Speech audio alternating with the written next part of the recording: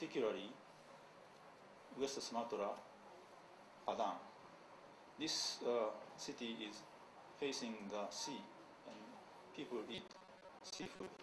And in earlier studies, we found the pandemic and virulent strains in the shellfish sold in this area. So pathogen is here. And what my student did was she analyzed the fecal samples of diarrhea patients to see if Vibrio parahemolyticus can be detected in these fecal samples to demonstrate infection by Vibrio parahemolyticus. Secondly, she interviewed the people about their eating habit, particularly eating habit of molluscan shellfish. First one, examination of the fecal samples from patient with diarrhea. This is the scheme we used. We are the specialist on this aspect, so we are very confident in the technique we used. Even so, we could not detect any Vibrio parahemolyticus from diarrheal specimen. Up to the recent samples, we examined so far about 140 samples, but none of the fecal specimen contain Vibrio parahemolyticus, indicating no infection by Vibrio parahemolyticus. On the other hand, a study carried out at almost the same time in Hachai, Thailand. There were a good number of the patients. And about the interview results on the eating habit, we found they cook, in some cases, the shellfish for more than 2 hours before consumption. This can definitely kill Vibrio parahemolyticus. So our idea is maybe the religion associated the attitude.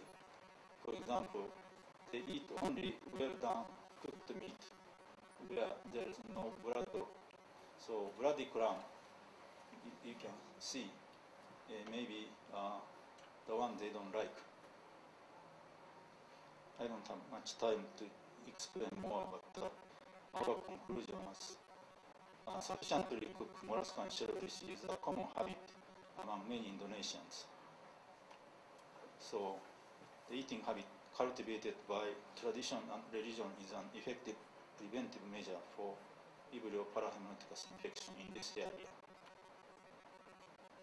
Finally, talk about a little bit local to global perspective. On a global scale, now the activity is going on. There is very strong international activity on the risk of Vibrio parahemolyticus in molluscan shellfish. I have been serving as a chairman for the Codex Committee under FAO-WHO program to establish the hygienic practice for Vibrio parahemolyticus in molluscan shellfish. Then I proposed to divide shellfish into 3 categories. One is typically the oyster eaten live or raw. Europeans and the United States like to eat oyster raw. This is the most dangerous activity, worse than the eating habit in Thailand. You partially cook, but no cooking. In Indonesia, on the other hand, they cook the shellfish very well. But in US, they really want to eat raw oyster, so they do their best so-called post-harvest processing. What is it? There are 3 methods to inactivate or kill the bacteria in the raw oyster to a certain extent. Individually quick frozen method, heat cool pasteurization method, and most advanced method is high pressure sterilization. They apply 6,000 atmospheric pressure using a very big equipment, it costs a lot. They still want to eat raw, like oyster, without much bacteria. So, compared with this, in Thailand, you properly cook and consume oyster, shellfish. So, we did a risk assessment of Vibrio parahermeticus in bloody clams in southern Thailand under FAO WHO project. This is how we did. Because of the shortage of time, I just show you the slide. This is how we did. And conclusion is, by this analysis and conclusion, we can show reduction in illness is great, and cooking time is increased. So we are trying to suggest, let's cook bloody clams a little longer. This will improve the situation of infection. Thank you very much for your attention.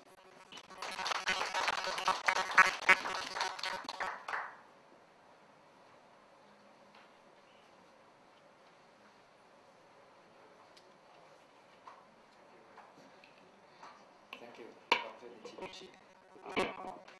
Can we move forward one by one, and then we will invite the presenter or here later, right, to have questions. So next, I'd like to introduce you to Dr. Komthi Kuong.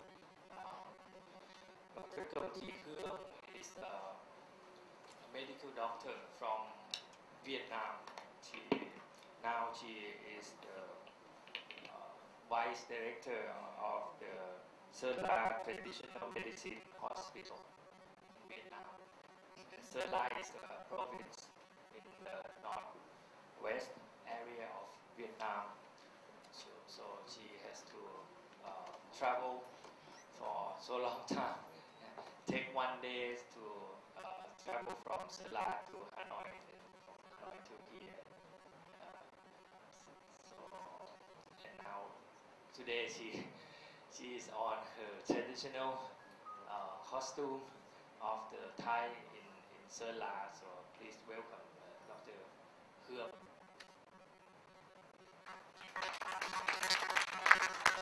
Dr. Kuong will talk about traditional medicine of Thai, of ethnic Thai in Vietnam.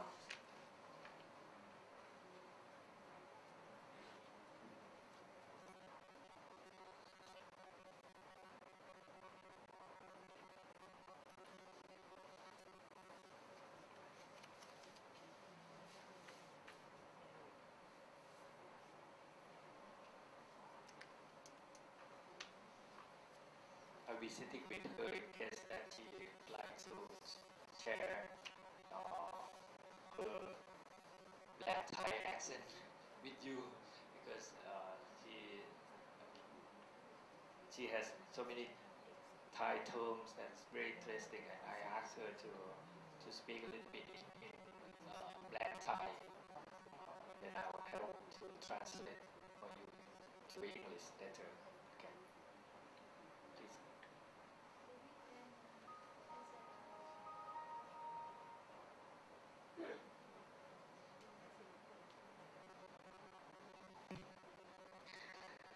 Ladies and gentlemen, a time came to my presence today.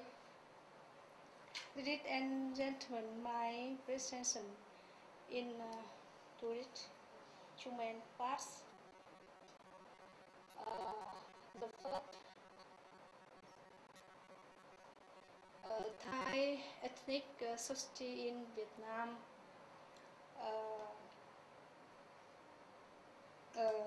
The second traditional medicine of Thai in Vietnam.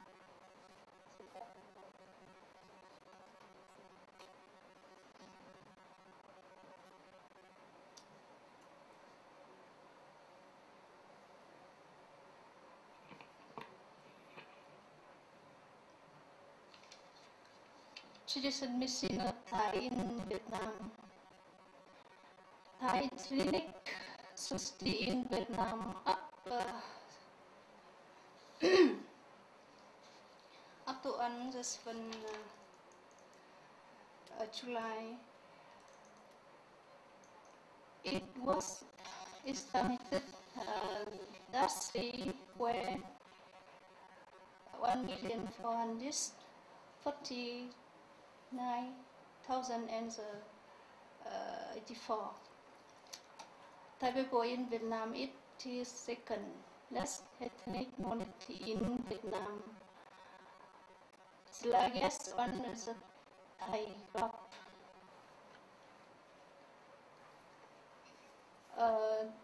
This ethnic group belong to Thai language system of Nam Thai.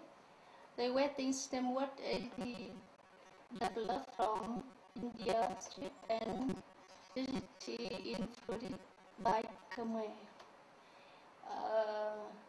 This is white and black Thai.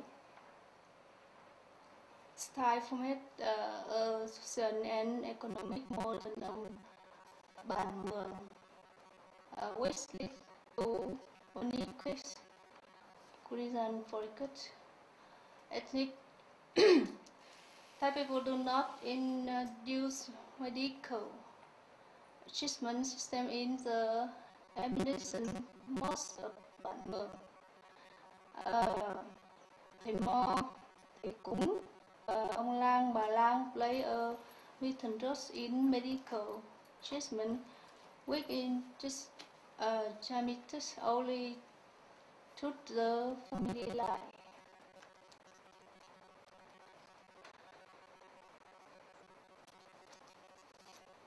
Thai is closely related to method of treatment, for example, khao lam or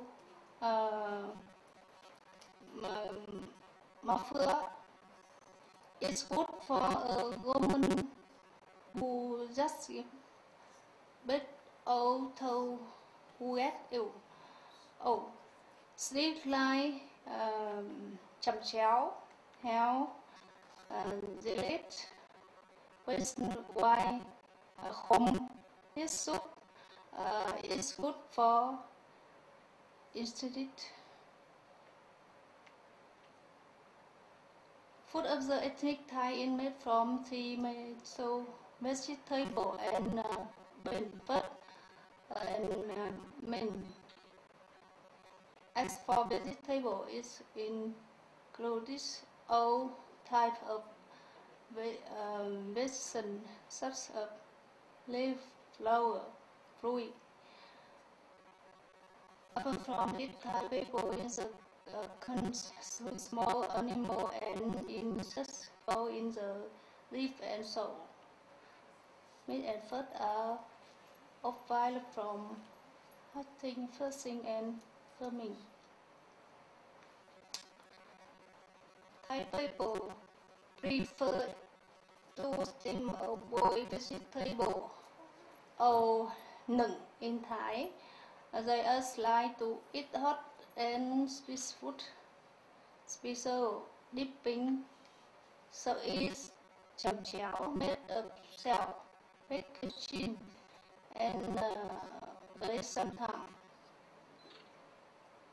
Thai literature, peace, and music as refer to preventive and treatment of need for interest khắp một is used to call a person exercise having or more especially một lao is used for men and một nhính is used for women who follow this series. Thai traditional medicine in Vietnam consists of disease and the cause of disease. It's believed how it's connected to reduce the religion and population. It is also connected with tourism and connected with so one seat of life. That is, the person can be called by his or her our spirit inside or outside it or our body, and when that's from say old people. It is the most capable at in this style was to dispose that's body and in its own including blow system with and never. This now by style can be divided into 7 blocks. Cardiology, chép mô hỗ trợ, sai lệch khác, respiration, hạ chất cấp bên ai, nutrition, chép táp, chép cái tắc, kit này bên liệu, chép mơ sấy lăng, bonus and joy, lụ hắc, lụ cổ, woman and decision, king on, ba tình lụ, miss lần nào bên điên nào sai bên ha. Method of use animal as medicine, using animal host, using animal molasses, using animal vaccine, using animal minis, using the active body, using animal feet, using blood, using using animal scalp.